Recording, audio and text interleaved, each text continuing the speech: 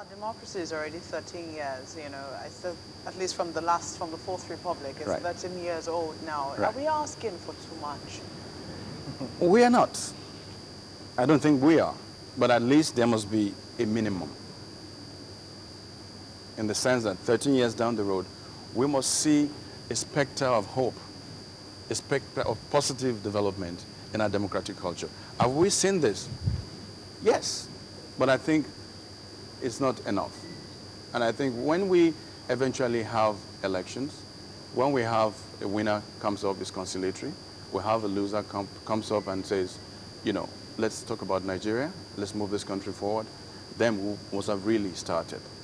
You know, you watch them. Did you see the Democratic flag or the Republican? It was the American flag. It's all about country. Until we put country first, until our leaders put country first, we wouldn't have started. But how conciliatory do we expect the politicians here to be, in the sense that sometimes, or most times, you always say, you hear people saying, well, we invited them over to, you know, shake hands. Let's put the past behind us. We always read that in the speeches. I'll tell you why that conciliatory spirit is missing. We run an electoral system that is very opaque. Romney can step up there tonight, 30 minutes after losing an election, spent maybe virtually 90% of his life savings, steps up there and is able to say, I gave Obama a call and I congratulated him. Why? Because he's convinced that the system was transparent. The elections, free and fair. What we have here is different, an opaque system, a system that is still tilted in favor of whoever has the reins of power. If you, in that kind of process, it's extremely difficult to have a conciliatory spirit, because clearly you believe you've been cheated, you believe the press has not been fair to you, and that's where the problem is. But in some, I mean, some of the ingredients which we see there, we also see here. We've seen them organize debates, they hold them here too. We see the role women play, they also do so too. We see the young lads who are increasingly getting aware of the political environment. We see that here also. Social media. So, how come, and in spite of all, how far away are we, by the way? Not too far, perhaps. Well, I hope we're not too far. I hope so. I hope so. But I must say clearly that 3 months before the elections, before November 6th, a lot of Americans were able to vote. So the system was not clogged up until we reform our electoral system. Because I'm not sure I can vote, any Nigerian can vote a month or even a day before the election. That's early voting. But would you even recommend that? If it works for the world's most advanced democracy, it can work for us. Because, I mean, it takes a lion's heart to see that the votes are already being counted. I mean, in early voting, and I'm not in the lead. Don't you think it will lead to some form of desperation? Well, it also speaks to the maturity of the democratic system that we have in America. Ours is still growing, of course, but we need electoral reform. We need to look at what we have right now. And we operate a presidential system of government that borrows heavily from the American system. Why can't you take a look at how the electoral system works? It can work for us. We don't have to adopt it wholesale, but let's look at components. Imagine on election day, you have 4 hours in which you squeeze in everybody to vote. A lot of mistakes are going to be made. We have staggered elections now. We think the Ondo election, the one in Edo, we think is fine. We wait until we have 2015 elections. If that electoral system or process is not reformed, it's going to be extremely difficult. What kind of reforms are we talking about here? First, the independence of INEC. It's extremely important that that independence is not tampered with. Secondly, we need to look at the systems that have worked in countries like Ghana. Not even go as far as America. Is it just those systems or the people who operate these systems? Well, first you must get a system that works in place.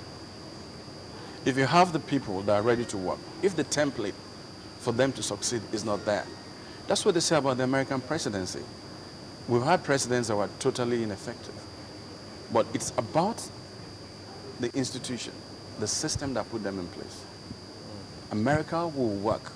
The system will work irrespective of who is there, because the system has been programmed to work. But we've got a role to play. as Nigerians? Yeah. Absolutely. But I think it starts from those that ask for our votes, those that lead our parties, the politicians. They need to be cultured. Most of us travel abroad. Most of them travel abroad. Most of them studied abroad. We admire what we see in America, Great Britain. Yet we are unable to adopt that same kind of culture and temperament to the politics we have here. But tell us, what exactly would you say the role of education is? So will it be education or enlightenment? Well, I think it's education. It starts with education because education is more deep-rooted. And that's why you want to ask, is an average voter in this country educated about the electoral process? Beyond waking up on that morning, telling the person who to vote for and going back, is that enough?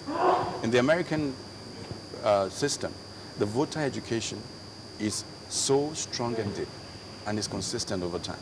But I think for the operators of our system, the less education the electorate gets, the better for them. Part of education is also that you know your rights to be able to challenge certain processes. If right now you think the way INEC conducts elections infringes on your right as a citizen, you can go to court. But the reason why Nigerians know that. The reason why I brought this up is we've seen rallies. I mean, we watched the United States elections. We saw the rallies and how most of the things that were brought up were issues based. They had to talk on issues. Right. But when we have rallies here, what we basically have is like a carnival of sorts, where it's either an attack or Right. Is that because politicians underrate the level of education of their own? Of the electorate here, or is that the level of the electorate? Is that where we really are? Not exactly. First, I know that people say that the elites don't vote. It's the grassroots people. So the politicians want their message to resonate with the grassroots people. Now, how many of the grassroots people really understand what the issues are? So they choose and pick. They try to find out what are the kind of messages they will serve the target audience that will get them the votes. Right. Our politics is not issue-based.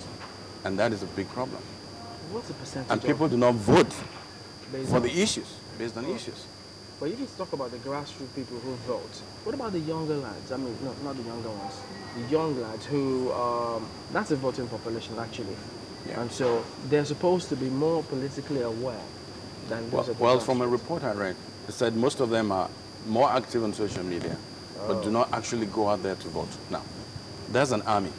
If they are able to get out there, canvass, mobilize, and vote, they can make a difference. They can. Here, you see people queuing for 4 hours. But if someone queues in here for 1, 2 hours... They start to complain. There you go. No, I think this experience, and I'm sure a lot of Nigerians watched what happened last night till this morning. In Florida, people lined up for almost 4 hours in the hot sun. And I told myself, if we were in Nigeria, there will be complaints on social media and the rest. And I think there are lessons to be learned from the American election that we just watched. First, on the question of issues, our politicians must be on notice. It's important to talk about issues. Remember the years of the immediate post-independent era when we had the Action Congress, Unity Party and all that. There were issues.